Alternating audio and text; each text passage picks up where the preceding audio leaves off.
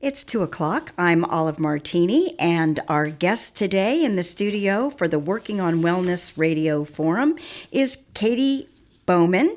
She's a biochemist and an author, and let me tell you what she's going to talk about today.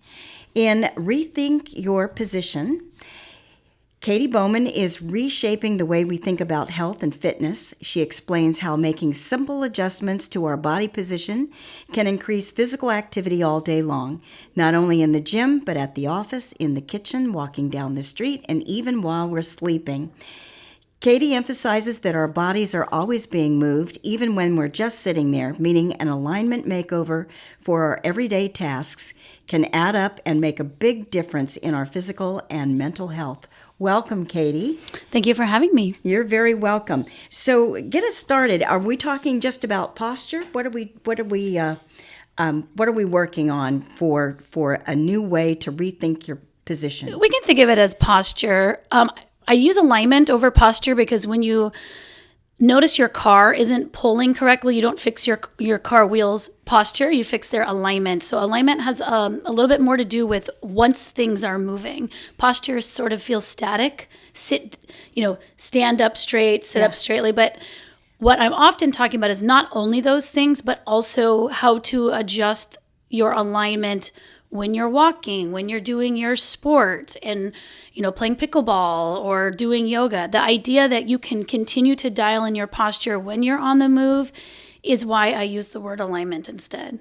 Okay, so if you're riding a bike, playing pickleball, doing yoga, how do you rethink your position, and is exercise already good enough? Exercise is great. Is it enough? That would be like trying to figure out if there was one particular meal or one food to only eat exclusively to meet all of your needs. So when it comes to movement, usually want to not just do a single mode of exercise. So if you love pickleball or if you love cycling, like any athlete has to do, is they have to sort of cross-train or balance what they do with their body so that the body doesn't become overly shaped by the activity. So for example, if you only cycle, many cyclists will experience over time having a harder and harder time standing up out of the bike posture, right? You adapt to what you do. So there are ways that you can adjust your position a little bit when you're on the bike. That's one way to adjust your position or rethink your position. But rethinking your position can also mean outside of your favorite activity, how you balance your movement diet, so to speak, around your exercise time as well. So it's not necessarily add more exercise, but it is be more conscious of the position of your body and the way that you're moving your body throughout the day, especially when you're not exercising, which is most of the time. So talk a little bit about sleep and how you align yourself during sleep. Well, everyone's always asking like the best sleeping position, right? Because they're like, if I could just find the perfect position, I would get the best night's rest of all time. And so I do. And also as I get older, one of the things I recognize is sleep becomes more challenging. So there's ways that you can use movement to sleep better. And one of those ways is to actually make sure that you're not undermoved in the day before. So getting movement in the day, full stop, is helpful if you're not getting any at all. Moving your body before you go to bed can be quite helpful in regulating sleep, and that would be even as simple as taking a walk later in the evening, maybe post-dinner meal, but before it gets really dark, so that you've just sort of stretched your muscles and used your body in a particular way. Like that's one way to think about your body position and sleep. And then also sleep surfaces. Sometimes our bodies, one of the movements that our bodies actually need is pressure-related movements, being pushed on. But when our beds get more and more cushiony, as we're looking for something that sort of swaddles our aches and pains, we go for the softer so we don't have to feel it. But sometimes that doesn't help us stretch out through the evening. Talk a little bit about stretching. Is that something that people should be looking at before bed? Yeah, I do think so, especially the legs and the hips and the torso. So in addition to that evening walk, something a little bit more whole body and vigorous getting down onto the floor, which is an exercise unto itself, getting down onto the floor and letting that floor massage you a little bit, provide some of those pressure related movements, but almost thinking of tenderizing yourself on the floor, rolling onto the right side, rolling onto the left side. So these don't look like classical stretches, but they're a way of getting a massage therapist in your house for free really fast to do sort of a crummy job, but at least it's better than nothing. And you roll those hips and those shoulders and the back. You can also add things like spinal twists and opening your arms out to the side and putting them overhead. And when you do that, it saves sort of that agitation that you find when you're finally, after not really moving that much, get into this super squishy bed and you realize, oh, my body's crying out for a little bit of movement. And that's often what tossing and turning is. So if you can front load that before you go to bed, it can turn into, for many people, a better night's sleep. That makes a ton of sense. So the Move More message that we're hearing across health news is pretty clear, but you've written a book and you're fine-tuning how to move better. So why is posture and alignment so important? And hold your book up so that... For the listeners at home? So the listeners Here, at home... I'll flip through the pages.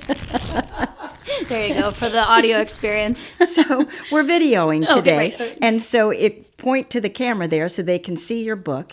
And it's called Rethink Your Position. So tell us a little bit about the book and this moving more. How's that going to help? Well, we hear move more sort of ad nauseum, right? We've heard move more, we get it.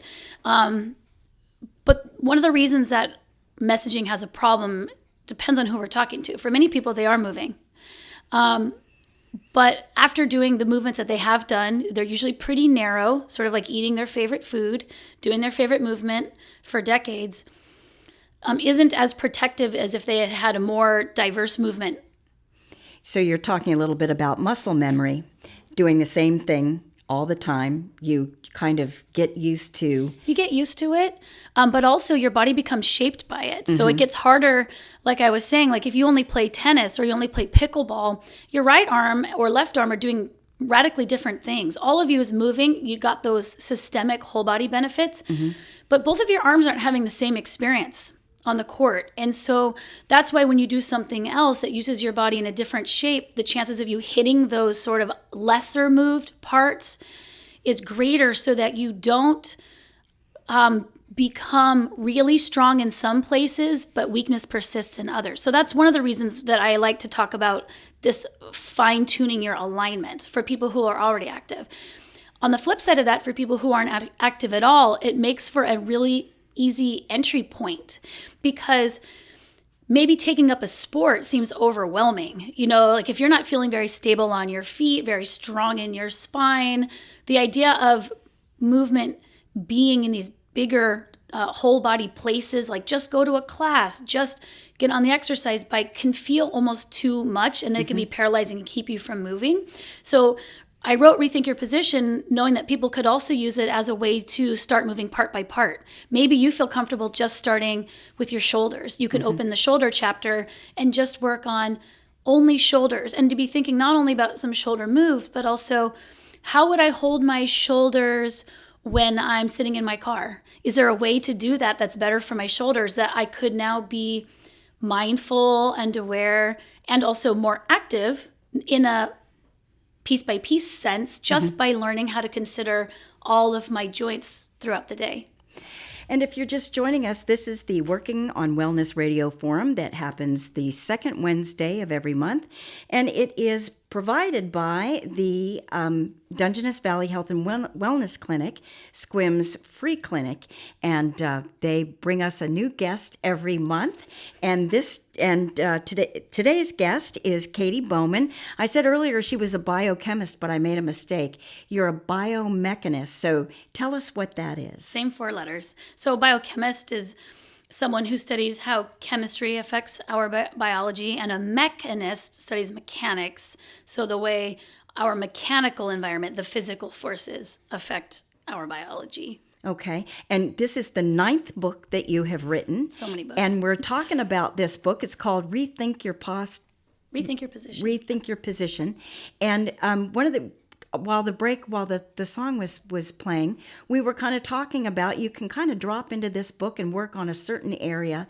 And let's talk about the one of the chapters that you've written on the brain. How do we exercise our brain? Well, so I organize this book part by part, section by section of the body. And I made it short essays so that I don't expect anyone to really pick up a book and read it all the way through if they're not already super interested in the body, but to use it almost as a manual for troubleshooting an area when something arises, sort of like your car manual in that way. You can open it up and at least orient yourself a little bit to the area that you're interested in right now. And I've done this before in other books, but this was the first time I added the brain, because what I realized people were not understanding it's easy to understand that movement and the state of your hip or your knee or your ankle or your shoulder and the way that those relate to each other. It makes more sense to more people. But the fact that your brain is a part that is very much affected by the way you are moving your body is not as intuitive, I think, for many people. So I made it its own section.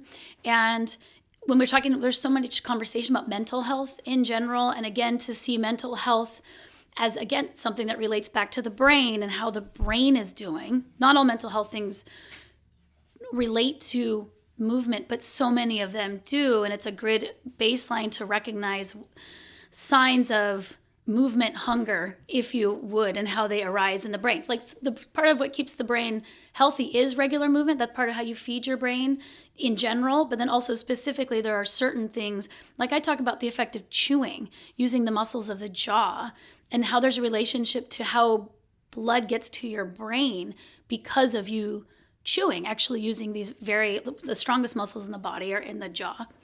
And how as we've moved to liquid diets for many people, as we take in more of our calories in liquid form, that we get sort of sedentary jaws. And it's just another thing to think about when we're looking at the way movement affects our body.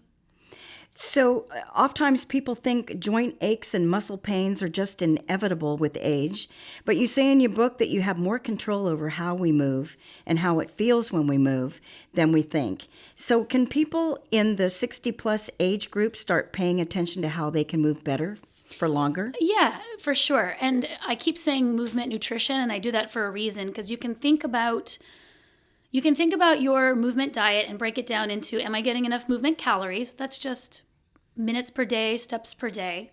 Am I getting enough macro movements? And the way, like in diet, that would be fats, proteins, and carbohydrates, as any biochemist would tell you.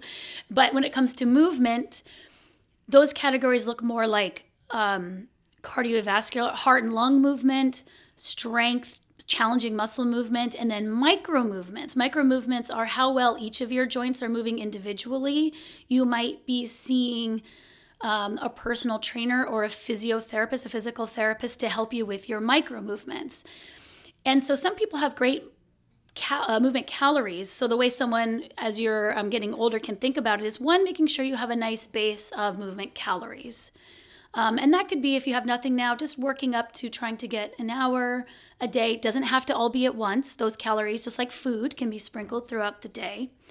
And then macro calories, if your exercise or habits have you really doing a lot of lifting, heavier strength things, but you're not doing a lot of things that move your heart and lungs through their ranges of motion, or you're not getting a lot of stretching, that's not really a balanced movement diet. And things like aches and pains can creep up in those environments, as well as other things like just losing general efficacy, feeling like you couldn't go golfing because you couldn't carry your golf clubs, or you wouldn't feel comfortable moving your own groceries around, from the car into the house. Those are strength, like the way a biomechanist or anyone in fitness would look at it and be like, oh, you need more strength activities to train for these activities of daily living. So look at your movement diet, if you will, and you could see if you need more stretching, more strength, or more things that challenge your heart and lungs. Again, doesn't have to be like an hour, but it would be like taking small flights of stairs, or going out to your 3 steps at the back of your house and just walking up and down them 7 or 8 times, but 3 or 4 times a day, where you felt yourself getting a deeper breath, and then also looking at how your joints are feeling. The way our joints feel is probably one of the most frequent complaints, like my knees hurt or my shoulders hurt. So addressing that, the sooner you address that, it very rarely, almost never reconciles on its own. So if these are things that are coming up now, they only become compounded over time. So address them. Like they're not really things to put in the junk drawer and close and you'll deal with later. They are the nuts and bolts of a lot of our physical experiences. So find a way to enjoy working on them. Work on them with a friend, find a class that you love, go to the library and find an exercise video that really looks at flexibility or looks at part by part, and then make it part of your movement diet. Okay. It's 20 minutes past 2. We have more to talk about.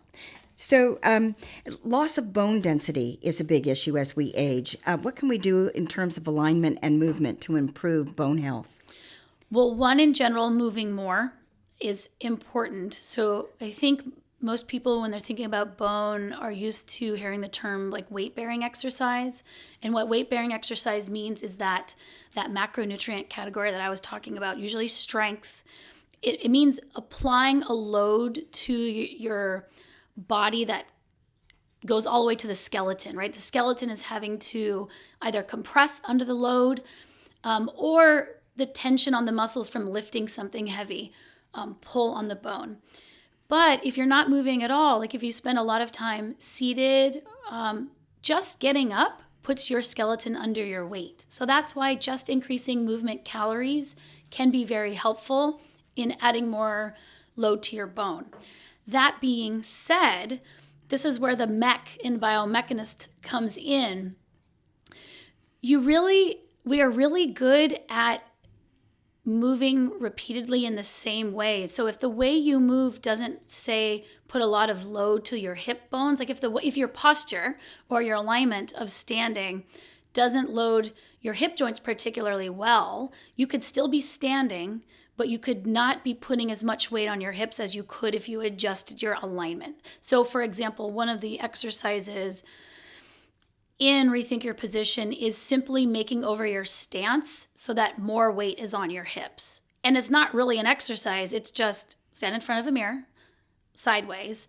When you're standing, you can do this at home if you're listening, notice if your hips are out in front of you, where if you dropped a plumb line from the side of your hips, it wouldn't line up with your ankle, it would line up more with the front of your foot.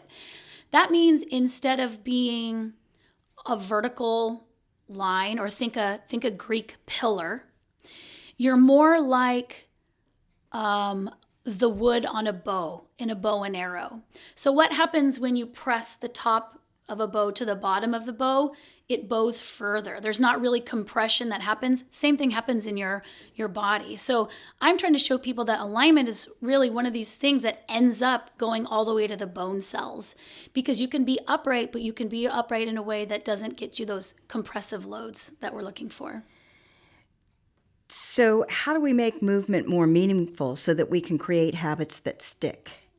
Oh, that's always the question. That's also, I don't like movement. Give me another portal into it. So how we can make it stick or start, like if we're not doing it already, is to look at the activities of daily living that bring you joy and trying to find the movement in those. So what I mean is, if you value time with your community, time with your children or grandchildren, you want to go somewhere with them on a family trip, but you're not feeling physically able, then that would be a way to make movement more relative to your life. A lot of people don't care about their bone density. Like you can just reduce your sphere of movement so it's not as big of an issue. But if you can convert the things that bring you joy and the things that the experiences that you would like to have into the movements of your body that they would require and break it down, then that could be its own training program, right? You have almost steps built in. And then you can see why it's relevant to you, not just for general health or longevity, but by adding, I always say, it's not really about adding years to your life. It's about life to the years. It's deepening the experiences that you'd like to have. So if you can make a list of 3 things that you would like to do that require some physicality that you're not able to do yet, write those down. And then from that would flow your inspiration to get moving. And in your book, you would have a section for each one of those body areas Right. that you could just go to. And Right. I heard it said it's like a recipe. Yeah, it's like a recipe book. And one of the sayings is often move it or lose it. In this book, I really try to reframe it as care for it to keep it. Thinking about your body more like a garden. We don't say water it or lose it, right? Because when we're in our garden, and gardening is another portal in, people who love to be able to be outside and move things around, to think about parts of you that are stiff or not feeling good as parts of your garden that aren't being watered well. And micro movements are watering well. And then you can open up your recipe book and figure out, how do I water my left hip? What would I do here?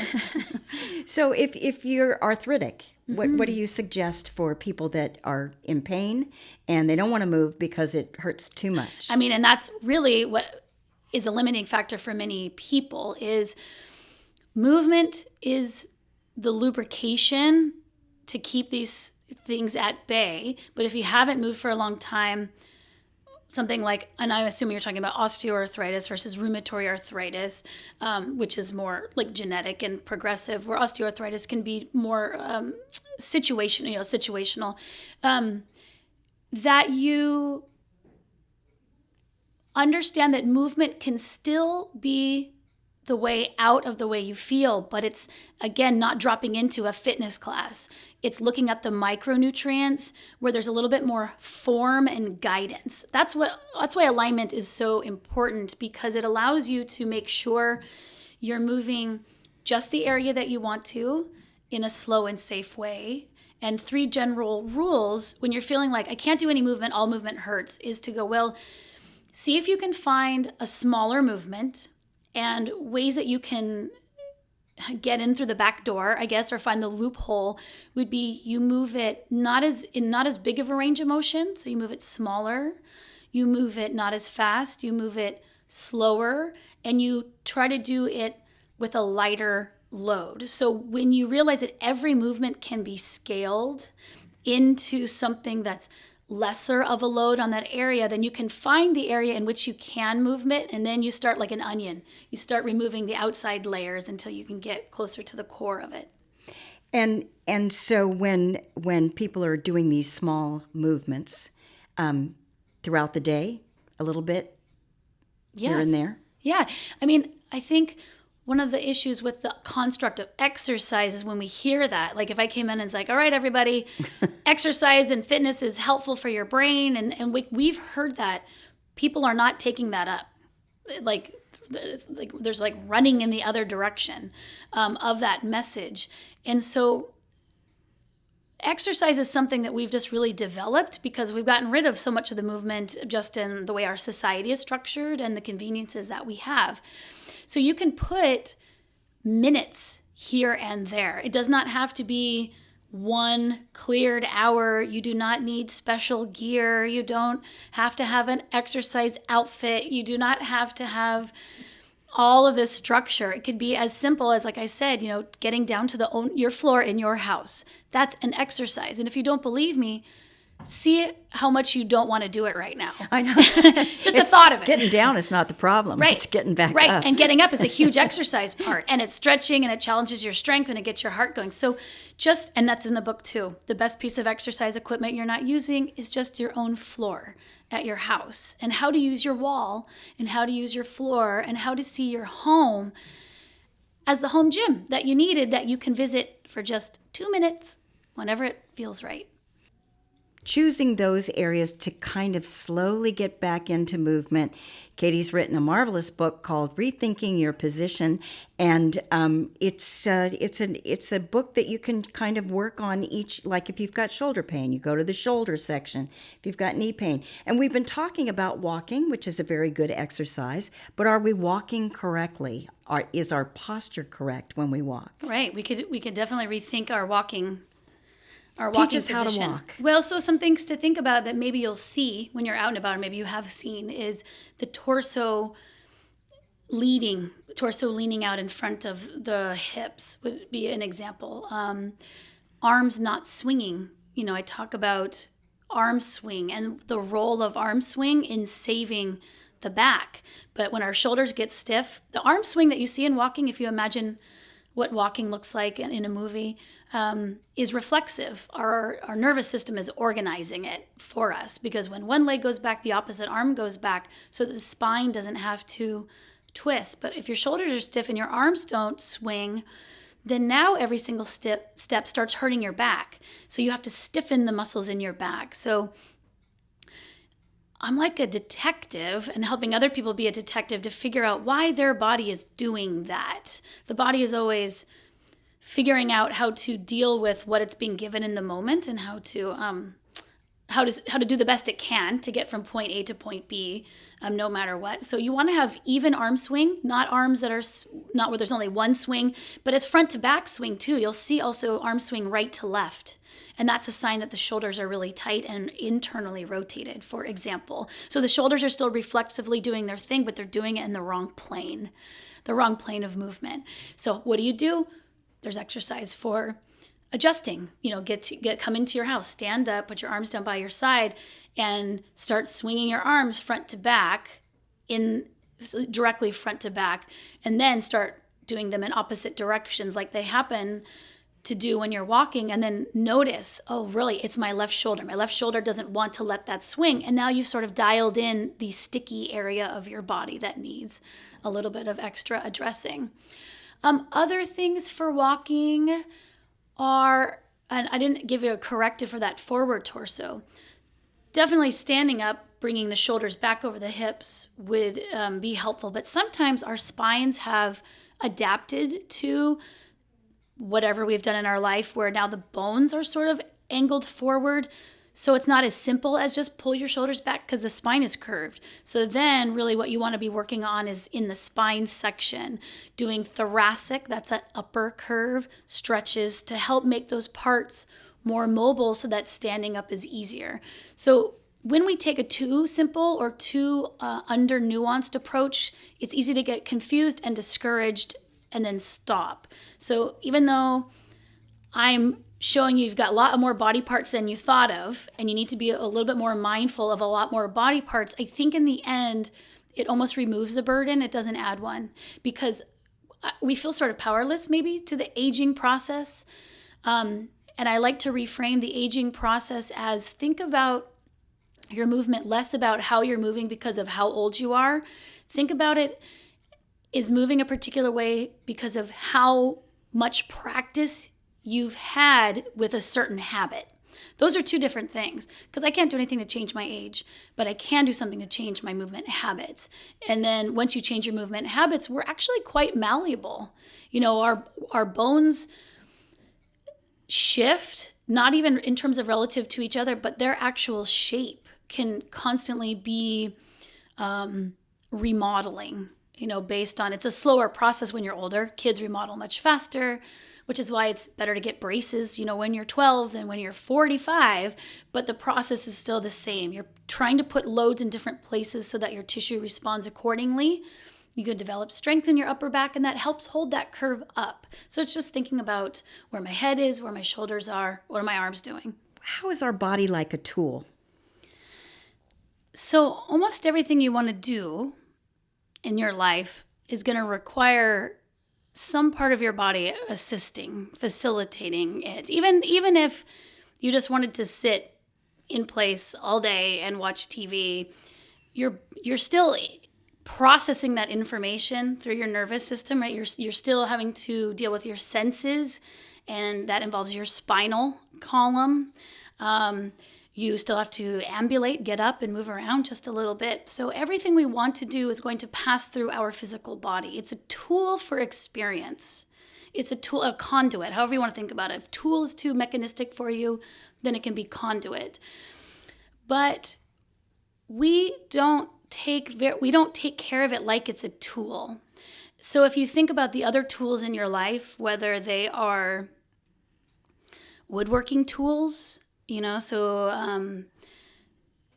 that you oil, clean when you're done, cooking tools, if you use your blender or your food processor, you wash it out, you clean it, you dry it, because you have an understanding of how I've just used it, what I've just done with it. If I leave it like this, there's erosion. It's not going to last as long as possible. I mean, that's why we take care of our tools, is for longevity purposes. Whether you're financially motivated or whether you are just motivated through wanting things to last a long time and generally just being giving care. We are a tool, and we are not oiling ourselves. We're not dusting ourselves off.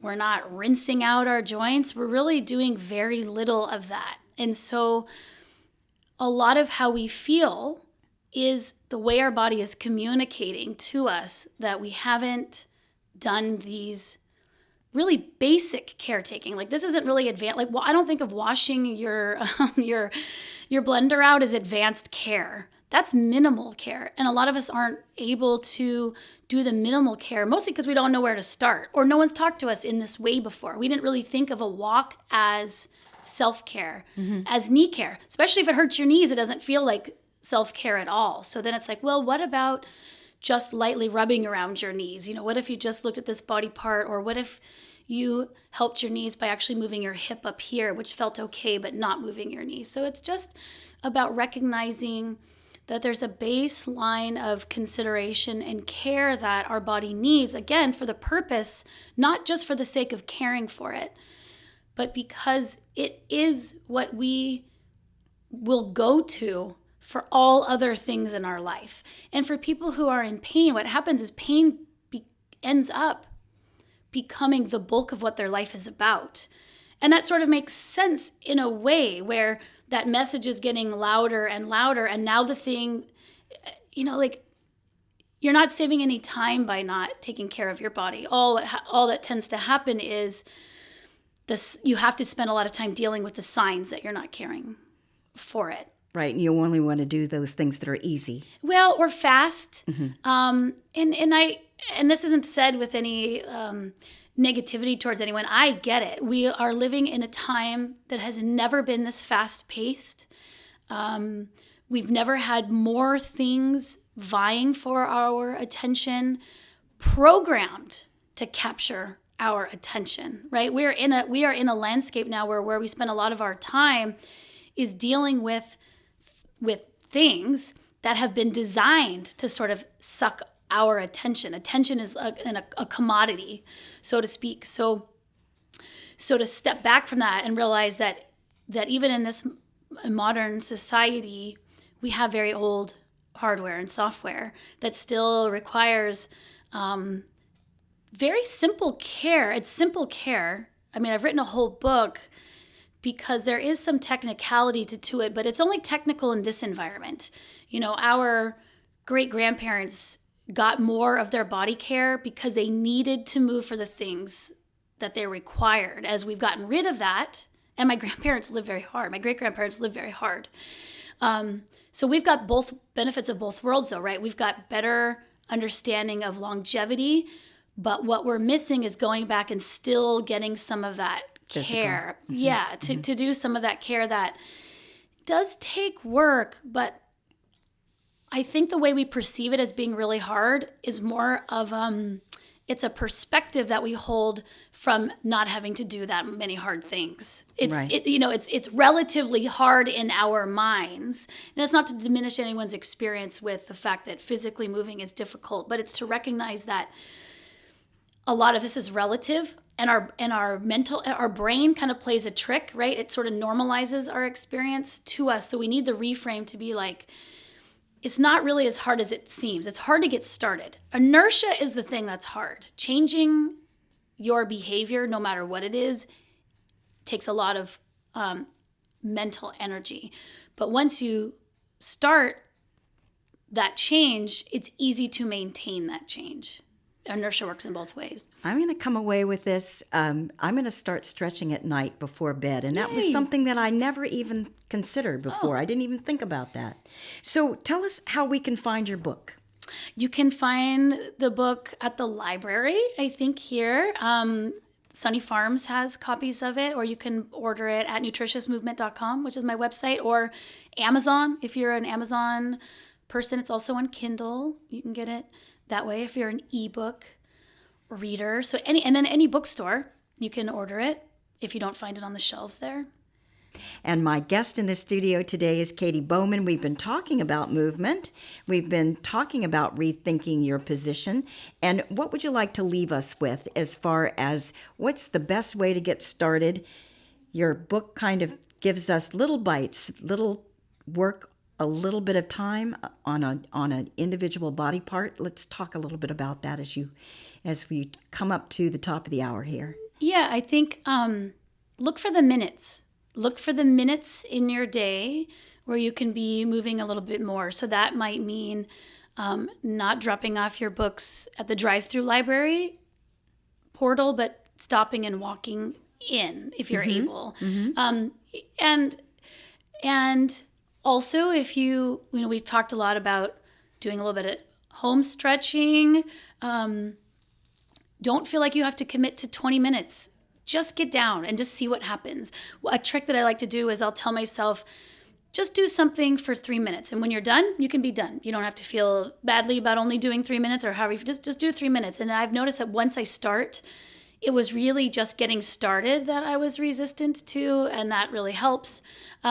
Research has also shown that for people trying to do, like if you're trying to adhere to like a physical therapy protocol that you've been given or other exercises that someone has already given you, like a micronutrient prescription that you might have gotten along the way, picking your success at being regular with doing exercises depends on you doing 2 versus 8. So just think fewer in terms of the modes or the types of things that you're trying to do, and then think about peppering them throughout the day rather than doing something once a day and then not really thinking about your body for the rest of the day. And the book is called Rethink Your Position by Katy Bowman, and it's available at the library, and it's also available at Sunny Farms. You can go onto her website at nutritiousmovement.com. Yes. And I really want to thank you for coming in. I always learn something during these forums, and today I have learned that you don't have to jump in all in. You can do a little bit at a time, and I'm going to be looking at your book. I'm thinking that that's a good way to get started. Thank you so much. Thank you.